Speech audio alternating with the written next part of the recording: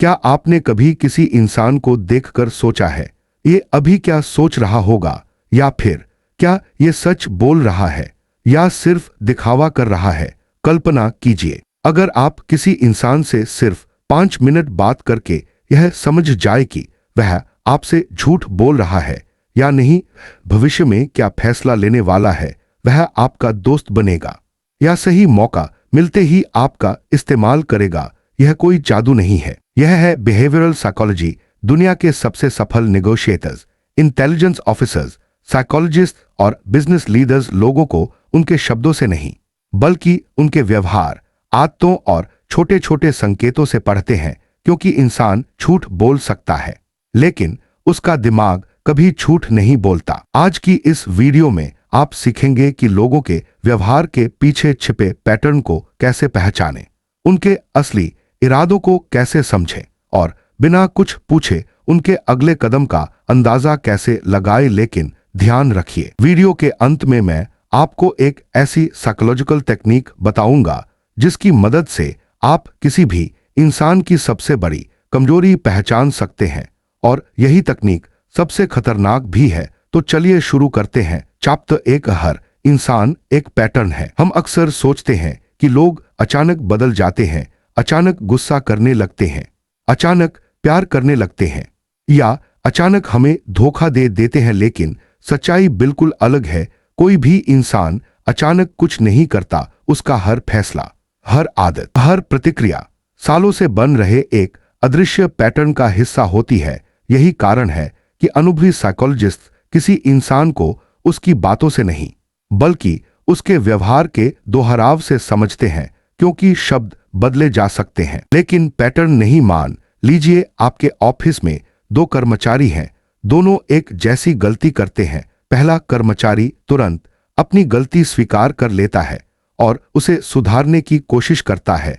दूसरा कर्मचारी बहाने बनाना शुरू कर देता है, दूसरों को दोष देता है और खुद को सही साबित करने में लग जाता है। अब सवाल यह है, दोनों ने एक जैसी गलती की लेकिन प्रतिक्रिया अलग क्यों थी? क्योंकि दोनों का अतीत अलग था। हमारा दिमाग हर अनुभव को रिकॉर्ड करता रहता है। बचपन, परिवार, दोस्त, स्कूल, रिश्ते, सफलताएं, असफलताएं, ये सब मिलकर हमारे दिमाग में एक प्रोग्राम लिख देते हैं और बाद में वही प्रोग्राम हमारे व्यवहार को चलाता है।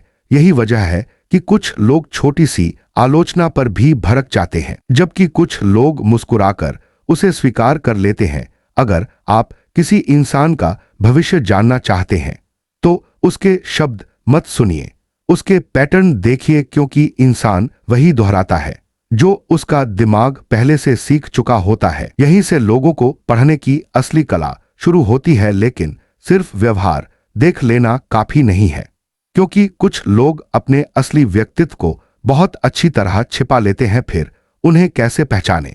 यहीं से शुरू होती है बॉडी लैंग्वेज और माइक्रो एक्सप्रेशंस की दुनिया, और यही हम अगले चैप्टर में सीखेंगे। चैप्टर 2, बॉडी लैंग्वेज कभी झूठ नहीं बोलती। जरा एक सवाल का जवाब दीजिए, अगर कोई इंसान आपकी आंखों में देखकर कहे मैं बिल्कुल ठीक हूं, लेकिन उसी समय उसकी आवाज धीमी हो, कंधे झुके हुए हों, आंखों में चमक न हो और होठों पर जबरदस्ती की मुस्कान हो, तो क्या आप उसकी बात पर विश्वास करेंगे? शायद नहीं, क्योंकि इंसान के शब्द झूठ बोल सकते हैं लेकिन उसका शरीर नहीं। साइकोलॉजिस्ट कहते हैं कि बातचीत का बड़ा हिस्सा सिर्फ शब्दों से नहीं बल्कि हमारे चेहरे, हाथों, आंखों और शरीर की हरकतों से होता है। यही वजह है कि अनुभवी लोग किसी की बात सुनने से पहले उसे देखते हैं। चेहरा सबसे पहले सच बताता है। जब कोई इंसान सच में खुश होता है तो सिर्फ उसके होंठ नहीं मुस्कुराते, उसकी आंखें भी मुस्कुराती हैं। चेहरा खुला हुआ लगता है लेकिन नकली मुस्कान सिर्फ होठों तक सीमित रहती है, आंखें वैसी ही रहती हैं। यही फर्क असली और नकली खुशी के बीच होता है। इसी तरह डर, गुस्सा, शर्म, चिंता या अपराध बोध, हर भावना चेहरे पर कुछ सेकंड के लिए जरूर दिखाई देती है। इन्हें माइक्रो एक्सप्रेशंस कहा जाता है। ये इतने तेज होते हैं कि ज्यादातर लोग इन्हें देख ही नहीं पाते, लेकिन जो इन्हें पढ़ना सीख जाता है उसे लोगों के असली इरादे समझ आने लगते हैं। शरीर हमेशा मन की हालत बता देता है। मान लीजिए आप किसी इंटरव्यू में बैठे हैं। सामने वाला व्यक्ति बार बार अपनी घड़ी देख रहा है, कुर्सी पर करवट बदल रहा है, पैर लगातार हिला रहा है और आपकी बात पूरी होने से पहले ही जवाब देने की कोशिश कर रहा है। ये छोटे छोटे संकेत बताते हैं कि उसका दिमाग कहीं और है। वह या तो बेचैन है या बातचीत में पूरी तरह मौजूद नहीं है। दूसरी तरफ अगर कोई आपकी तरफ हल्का झुककर बैठता है, आंखों में देखकर बात करता है, बीच बीच में सिर हिलाता है, तो इसका मतलब है कि वह आपकी बातों में दिलचस्पी ले रहा है। झूठ पकड़ने की सबसे बड़ी गलती बहुत से लोग मानते हैं कि जो व्यक्ति आंखों में देखकर बात नहीं करता वह झूठ बोल रहा है, लेकिन यह हमेशा सच नहीं होता। कुछ लोग शर्मीले होते हैं, कुछ लोगों को सोशल एंजाइटी होती है और कुछ संस्कृतियों में आंखों में लगातार देखकर बात करना बदतमीजी माना जाता है। इसलिए सिर्फ एक संकेत देखकर कभी फैसला मत कीजिए। असल खेल सिग्नल्स के क्लस्टर में होता है। अगर कोई व्यक्ति बार बार चेहरा छू रहा है, आवाज बदल रही है, बात बदलने की कोशिश कर रहा है और नजरें भी चुरा रहा है, तब शक करने की वजह बनती है। एक संकेत कुछ नहीं बताता, लेकिन कई संकेत एक साथ कहानी बदल देते हैं। असली विशेषज्ञ क्या देखते हैं? FBI नेगोशिएटर्स, बिहेवियर एक्सपर्ट्स और अनुभवी साइकोलॉजिस्ट किसी एक हरकत को नहीं देखते। वे पहले यह समझते हैं कि उस व्यक्ति का नॉर्मल बिहेवियर कैसा है। अगर कोई इंसान हमेशा हंसता रहता है लेकिन आज बिल्कुल शांत है, तो इसका मतलब है कि कुछ बदला है। अगर कोई हमेशा शांत रहता है लेकिन अचानक बहुत ज्यादा बोलने लगे, तो भी उसके पीछे कोई कारण है, यानी बदलाव ही सबसे बड़ा संकेत होता है। याद रखने वाली सबसे महत्वपूर्ण बात, जब भी किसी इंसान को समझना हो, उसकी बातों से ज्यादा उसके चेहरे को देखिए, उसके शब्दों से ज्यादा उसके हावभाव को देखिए और सबसे ज्यादा उसके व्यवहार में आने वाले बदलाव को देखिए, क्योंकि इंसान अपनी जुबान पर नियंत्रण कर सकता है लेकिन अपने पूरे शरीर पर नहीं। लेकिन एक सवाल अभी भी बाकी है। अगर आपको किसी इंसान का असली मकसद ही पता चल जाए कि वह आखिर चाहता क्या है, तो क्या आप उसके अगले फैसले का अनुमान लगा सकते हैं? अगले चैप्टर में हम यही सीखेंगे। हर इंसान को चलाने वाली सबसे बड़ी ताकत, उसकी हिडन मोटिवेशन। चैप्टर 3, हर इंसान को चलाने वाली असली ताकत, हिडन मोटिवेशन। अगर मैं आपसे पूछूं लोग जो करते हैं वो क्यों करते हैं, तो शायद आप कहेंगे पैसों के लिए, सफलता के लिए या अपने परिवार के लिए। लेकिन साइकोलॉजी कहती है इन सब के पीछे सिर्फ दो असली ताकतें काम करती हैं। पहली, खुशी पाने की चाहत। दूसरी, दर्द से बचने की इच्छा। यकीन मानिए, दुनिया का लगभग हर फैसला इन्हीं दो ताकतों के बीच लिया जाता है। एक छोटा सा उदाहरण मान लीजिए, दो दोस्त जिम ज्वाइन करते हैं। पहला कहता है मैं फिट दिखना चाहता हूं, उसे अपनी बॉडी बनानी है, कॉन्फिडेंस बढ़ाना है और बेहतर महसूस करना है। दूसरा कहता है मेरे परिवार में हार्ट डिजीज है, मैं बीमार नहीं पड़ना चाहता। दोनों जिम जा रहे हैं लेकिन वजह अलग है। पहला खुशी की तरफ भाग रहा है, दूसरा दर्द से दूर भाग रहा है। बाहर से दोनों एक जैसे दिखते हैं लेकिन उनके दिमाग में चल रही कहानी बिल्कुल अलग है। हर इंसान का एक इमोशनल ट्रिगर होता है। कुछ लोग तारीफ के लिए जीते हैं, कुछ लोग आलोचना से बचने के लिए। कुछ लोगों को सबसे ज्यादा डर असफलता का होता है, कुछ लोगों को अकेले रह जाने का और कुछ लोगों को दूसरों से पीछे रह जाने का। यही डर और यही इच्छाएं उनके हर फैसले को नियंत्रित करती हैं। अगर आपको किसी इंसान का सबसे बड़ा डर पता चल जाए तो उसके अगले कदम का अंदाजा लगाना मुश्किल नहीं रहेगा। ऑफिस का उदाहरण मान लीजिए, एक कंपनी में दो कर्मचारियों को नया प्रोजेक्ट मिलता है। पहला तुरंत कहता है मैं करूंगा, दूसरा पीछे हट जाता है। क्या पहला ज्यादा बहादुर है? जरूरी नहीं हो सकता है। उसे सफलता की भूख हो और दूसरे को नाकाम होने का डर। यानी दोनों का फैसला उनके टैलेंट ने नहीं बल्कि उनकी मोटिवेशन ने लिया। रिश्तों में भी यही नियम चलता है। क्या आपने ऐसे लोगों को देखा है जो हर किसी को खुश रखने की कोशिश करते हैं? वे कभी ना नहीं कहते, हर किसी की मदद करते हैं, चाहे खुद परेशान क्यों न हो। पहली नजर में लगता है वे बहुत अच्छे इंसान हैं, लेकिन कई बार उनके अंदर एक गहरा डर छिपा होता है। अगर मैंने लोगों को खुश नहीं रखा तो लोग मुझे छोड़ देंगे, यानी वे प्यार पाने के लिए नहीं, अकेले होने के डर से ऐसा कर रहे होते हैं। यहीं से हमें समझ आता है कि हर अच्छा व्यवहार हमेशा स्वस्थ मानसिकता का संकेत नहीं होता। दिखावा भी एक मोटिवेशन है। सोशल मीडिया पर कुछ लोग हर दिन अपनी नई कार, महंगे कपड़े, महंगे होटल और शानदार लाइफस्टाइल दिखाते हैं। जरूरी नहीं कि वे सिर्फ खुश हों, कई बार वे दुनिया को नहीं, खुद को साबित करने की कोशिश कर रहे होते हैं, क्योंकि अंदर कहीं उन्हें डर होता है कि अगर लोग उन्हें सफल नहीं समझेंगे तो उनकी कोई कीमत नहीं बचेगी। इसलिए याद रखिए, हर दिखावा अहंकार नहीं होता। कई बार वह अंदर की असुरक्षा को छिपाने की कोशिश होती है। लोगों को पढ़ने का सबसे आसान सवाल, जब भी किसी को समझना हो, अपने आप से सिर्फ एक सवाल पूछिए, यह इंसान किस चीज के पीछे भाग रहा है और किस चीज से भाग रहा है।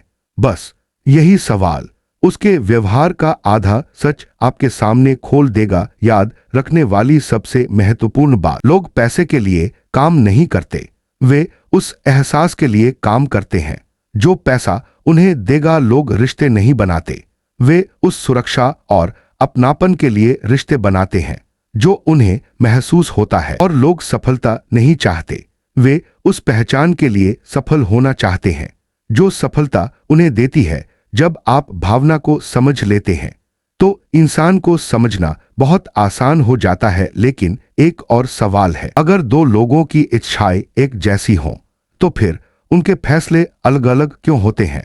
इसका जवाब छिपा है एक ऐसे सिद्धांत में जिसने पूरी आधुनिक साइकोलॉजी की सोच बदल दी। अगले अध्याय में हम समझेंगे मास्लोज हायरार्की ऑफ नीड्स, वह मॉडल जो बताता है कि हर इंसान अपनी जिंदगी में किस चीज का सबसे ज्यादा पीछा करता है। चैप्टर 4, मास्लोज हायरार्की, हर इंसान की सबसे बड़ी जरूरत क्या है? जरा सोचिए, अगर किसी भूखे इंसान से आप कहें अपने सपनों का पीछा करो, तो क्या वह आपकी बात सुनेगा? शायद नहीं, क्योंकि जिस इंसान का पेट खाली हो उसके लिए सबसे बड़ा सपना सिर्फ अगला खाना होता है। यही बात दुनिया के मशहूर मनोवैज्ञानिक अब्राहम मास्लो ने समझी। उन्होंने कहा, हर इंसान एक जैसी चीजों से प्रेरित नहीं होता, उसकी प्राथमिकताएं इस बात पर निर्भर करती हैं कि वह अपनी जिंदगी के किस पड़ाव पर खड़ा है। अगर आप यह पहचान लें कि कोई व्यक्ति अभी किस जरूरत से सबसे ज्यादा प्रभावित है, तो उसके फैसलों का अनुमान लगाना बहुत आसान हो जाता है। पहला स्तर, जिंदा रहना, सबसे नीचे आती है बेसिक नीड्स, खाना, पानी, नींद और रहने की जगह। जिस इंसान के पास ये चीजें नहीं हैं, उसका दिमाग सिर्फ इन्हीं के बारे में सोचता है। उसे मोटिवेशन, सक्सेस या सेल्फ ग्रोथ की बातें उतनी महत्वपूर्ण नहीं लगेंगी, क्योंकि इंसान का दिमाग पहले जीना चाहता है, फिर जीतना। दूसरा स्तर, सुरक्षा, जब बुनियादी जरूरतें पूरी हो जाती हैं तो इंसान का ध्यान सुरक्षा की तरफ जाता है। एक स्थिर नौकरी, सुरक्षित घर, अच्छी सेहत और भविष्य की चिंता। यही कारण है कि कुछ लोग अच्छी सैलरी होने के बावजूद रिस्क नहीं लेते। वे नई नौकरी या नया बिजनेस शुरू करने से डरते हैं, क्योंकि उनके लिए सुरक्षा सफलता से ज्यादा महत्वपूर्ण होती है। अगर आप ऐसे व्यक्ति को समझना चाहते हैं तो उसे बड़े सपने नहीं बल्कि भरोसा दीजिए। तीसरा स्तर, अपनापन, अब इंसान सिर्फ जीना नहीं चाहता, वह किसी का होना चाहता है। दोस्त, परिवार, प्यार, रिश्ते, यहीं से हमारी इमोशनल नीड्स शुरू होती हैं। यही वजह है कि कई लोग टॉक्सिक रिलेशनशिप में भी बने रहते हैं। क्यों? क्योंकि उन्हें अकेले रहने का डर गलत रिश्ते से भी बड़ा लगता है। अगर किसी इंसान की सबसे बड़ी जरूरत अपनापन है तो वह कई बार अपनी खुशी की कीमत पर भी रिश्ते बचाने की कोशिश करेगा। चौथा स्तर, सम्मान, अब इंसान चाहता है कि लोग उसे पहचाने, उसकी तारीफ करे, उसकी उपलब्धियों की सराहना करे। यही वजह है कि कुछ लोग प्रमोशन के लिए दिन रात मेहनत करते हैं, कुछ लोग सोशल मीडिया पर हर अचीवमेंट शेयर करते हैं और कुछ लोग आलोचना बिल्कुल बर्दाश्त नहीं कर पाते क्योंकि अब उनका सबसे बड़ा मोटिवेशन रिस्पेक्ट है। पांचवा स्तर सेल्फ एक्चुअलाइजेशन। यह सबसे ऊंचा स्तर है। यहां पहुंचकर इंसान सिर्फ पैसा, नाम या पहचान नहीं चाहता, वह अपनी पूरी क्षमता तक पहुंचना चाहता है। वह दुनिया में कुछ ऐसा करना चाहता है जिसके लिए उसे याद रखा जाए। ऐसे लोग नई खोज करते हैं, किताबें लिखते हैं, समाज बदलने की कोशिश करते हैं या अपना पूरा जीवन किसी बड़े उद्देश्य के लिए समर्पित कर देते हैं। उनके लिए सफलता का मतलब सिर्फ पैसा नहीं, मीनिंग होता है। लोगों को पढ़ने की सबसे आसान ट्रिक, जब भी किसी नए व्यक्ति से मिले अपने आप से एक सवाल पूछिए, इस इंसान की सबसे बड़ी जरूरत अभी क्या है? क्या उसे पैसे चाहिए, सुरक्षा चाहिए, प्यार चाहिए, सम्मान चाहिए, या फिर वह अपनी जिंदगी का कोई बड़ा उद्देश्य खोज रहा है? जैसे ही इसका जवाब मिल जाएगा, आप उसके फैसलों को पहले से बेहतर समझने लगेंगे। सबसे बड़ी गलती हम अक्सर हर इंसान को अपने जैसा समझने लगते हैं। हमें लगता है जो चीज हमें प्रेरित करती है वही दूसरों को भी करेगी, लेकिन यही सबसे बड़ी भूल है। हर इंसान अपनी जिंदगी के अलग पड़ाव पर होता है और उसी के अनुसार उसकी सोच, उसके फैसले और उसका व्यवहार बदलता रहता है। लेकिन अगर कोई इंसान अपनी गलतियां कभी मानता ही नहीं, हमेशा दूसरों को दोष देता है या हर बार अपने व्यवहार का कोई बहाना बना देता है, तो क्या वह सच में ऐसा है या उसका दिमाग उसे किसी गहरे डर से बचाने की कोशिश कर रहा है?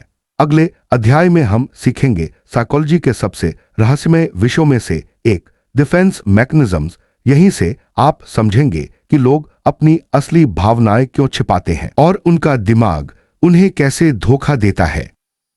Chapter 5, defence mechanisms.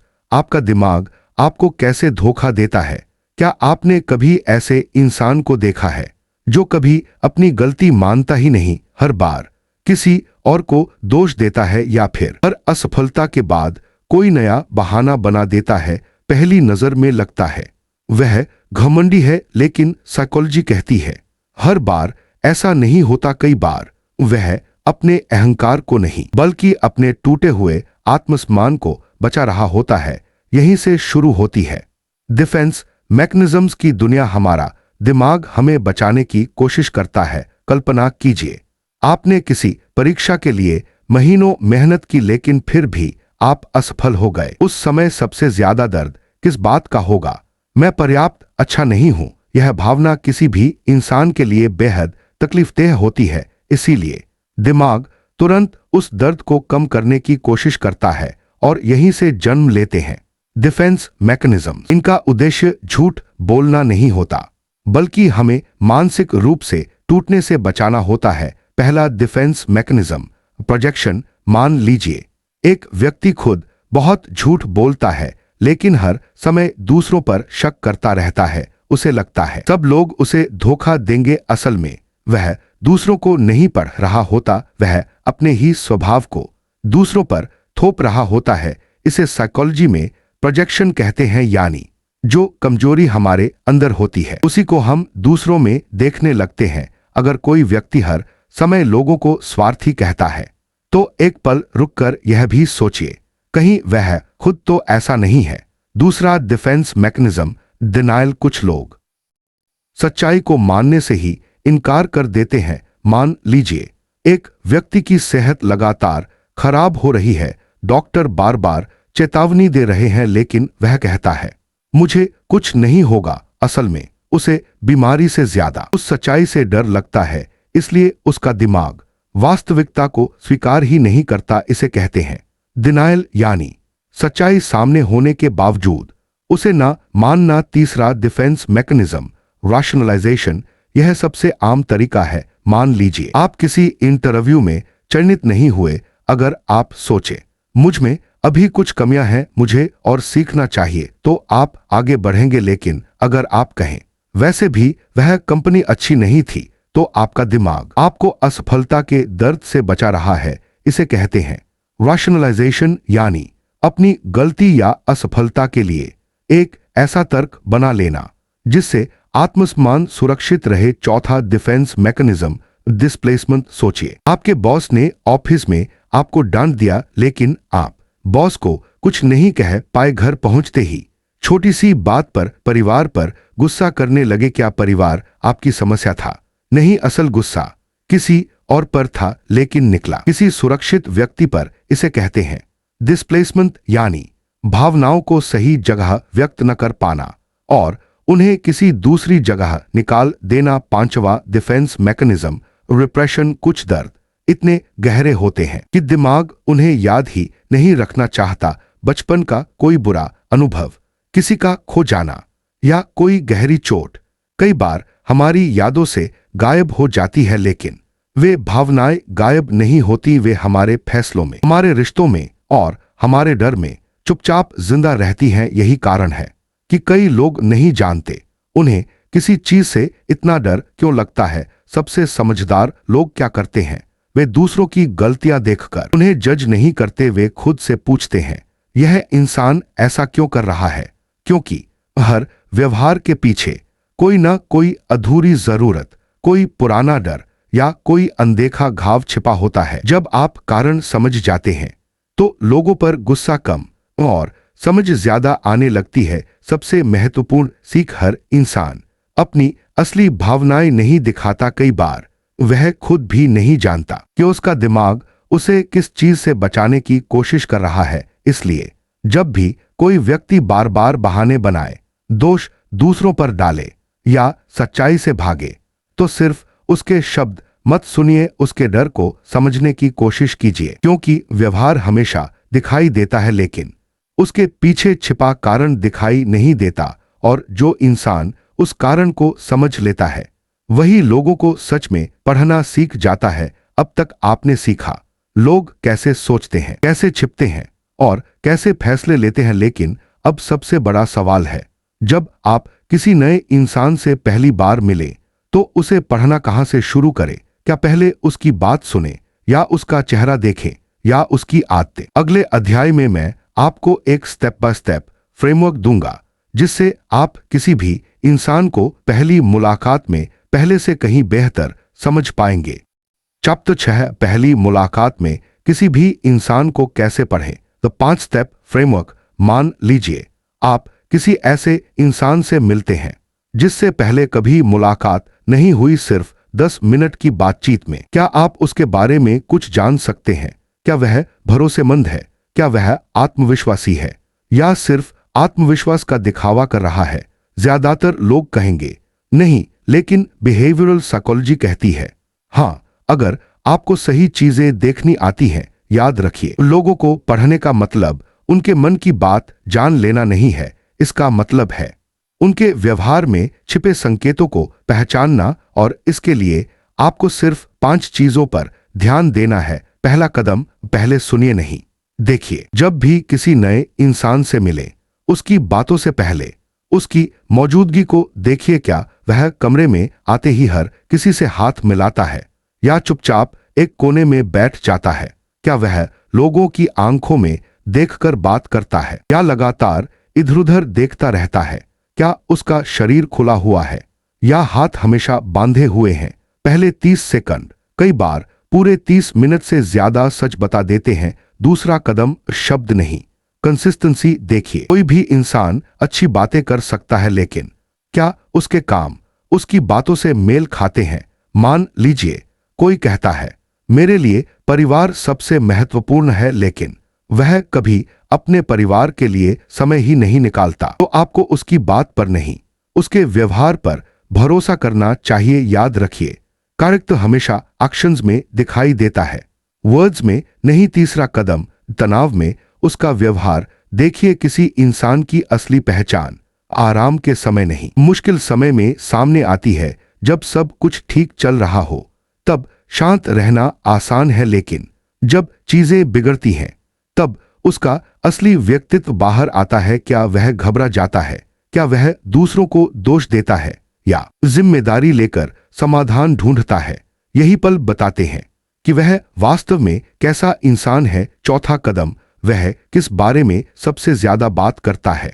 हर इंसान अनजाने में अपनी प्राथमिकताओं को जाहिर कर देता है। कुछ लोग हर समय पैसों की बात करते हैं, कुछ रिश्तों की, कुछ अपनी उपलब्धियों की और कुछ अपनी समस्याओं की। जो विषय बार बार उसकी बातचीत में लौट कर आता है वही उसके दिमाग में सबसे ज्यादा जगह घेरता है। यहीं से आपको उसकी सबसे बड़ी मोटिवेशन समझ आने लगती है। पांचवा कदम, वह दूसरों के साथ कैसा व्यवहार करता है। यह शायद सबसे महत्वपूर्ण संकेत है, क्योंकि एक इंसान अपने बराबर वालों के साथ अच्छा व्यवहार कर सकता है, लेकिन क्या वह वेटर से भी सम्मान से बात करता है? क्या वह ड्राइवर, गार्ड या किसी कमजोर व्यक्ति के साथ भी वैसा ही व्यवहार करता है? यही उसका असली चरित्र दिखाई देता है, क्योंकि सम्मान ताकतवर लोगों को देना आसान है, असली इंसान वही है जो कमजोर लोगों को भी सम्मान दे। सबसे बड़ी गलती, बहुत से लोग पहली छाप को ही अंतिम सच मान लेते हैं। अगर कोई आत्मविश्वासी दिखता है तो हम मान लेते हैं कि वह सक्षम भी होगा। अगर कोई शांत है तो हम समझ लेते हैं कि वह कमजोर है, लेकिन यह दोनों ही धारणाएं गलत हो सकती हैं। इसलिए किसी भी इंसान को समझने से पहले उसे अलग अलग परिस्थितियों में देखिए, यही सबसे विश्वसनीय तरीका है। याद रखने का गोल्डन रूल, अगर आपको किसी इंसान को सच में पढ़ना है तो सिर्फ यह मत देखिए वह कौन है, यह देखिए वह बार बार क्या करता है, क्योंकि व्यक्तित्व आदतों का दूसरा नाम है और आदतें कभी झूठ नहीं बोलती। अब तक आपने लोगों को पढ़ना सीख लिया, लेकिन एक आखिरी सवाल बचता है, क्या इन सारी तकनीकों का इस्तेमाल किसी को मैनिपुलेट करने के लिए भी किया जा सकता है? और अगर हां, तो इससे खुद को कैसे बचाए? यही हम इस वीडियो के अंतिम अध्याय में सीखेंगे। सबसे महत्वपूर्ण और सबसे व्यावहारिक हिस्सा, चैप्टर 7, लोगों को समझना और मैनिपुलेशन से खुद को बचाना। अब तक आपने सीखा लोग कैसे सोचते हैं, कैसे फैसले लेते हैं, कैसे अपनी भावनाएं छिपाते हैं और उनके व्यवहार के पीछे कौन सी मनोवैज्ञानिक ताकतें काम करती हैं। लेकिन अब सबसे महत्वपूर्ण सवाल, अगर कोई इन्हीं तकनीकों का इस्तेमाल आपके खिलाफ करे तो क्या होगा? क्या होगा अगर कोई आपकी कमजोरियों को पहचान कर आपके फैसलों को अपने हिसाब से मोड़ने लगे? सच्चाई यह है, दुनिया में हर दिन लाखों लोग मैनिपुलेशन का शिकार होते हैं और उन्हें इसका एहसास तक नहीं होता। मैनिपुलेशन क्या है?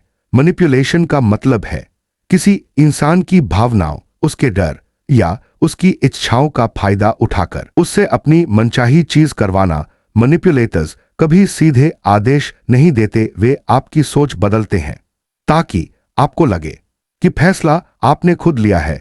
यही उनकी सबसे बड़ी ताकत होती है। पहला संकेत, बहुत जल्दी भरोसा जीतना। कुछ लोग पहली मुलाकात में ही आपको ऐसा महसूस कराते हैं जैसे आप उन्हें वर्षों से जानते हो। वे आपकी हर बात से सहमत होंगे, बार बार आपकी तारीफ करेंगे, कहेंगे मैं भी बिल्कुल तुम्हारी तरह सोचता हूं। शुरुआत में यह अच्छा लगता है, लेकिन अगर कोई व्यक्ति बिना समय लिए बहुत जल्दी भावनात्मक रूप से जुड़ने की कोशिश कर रहा है तो सावधान हो जाए। विश्वास समय से बनता है, शब्दों से नहीं। दूसरा संकेत, गिल्ट का इस्तेमाल। मैनिपुलेटर्स अक्सर आपको दोषी महसूस कराते हैं। वे सीधे नहीं कहते यह करो, वे कहते हैं अगर तुम सच में मेरी परवाह करते तो ऐसा करते। मैंने तुम्हारे लिए इतना किया और तुम इतना भी नहीं कर सकते। अब फैसला आपका नहीं रहता बल्कि अपराध बोध लेने लगता है। याद रखिए, सच्चे रिश्तों में सम्मान होता है,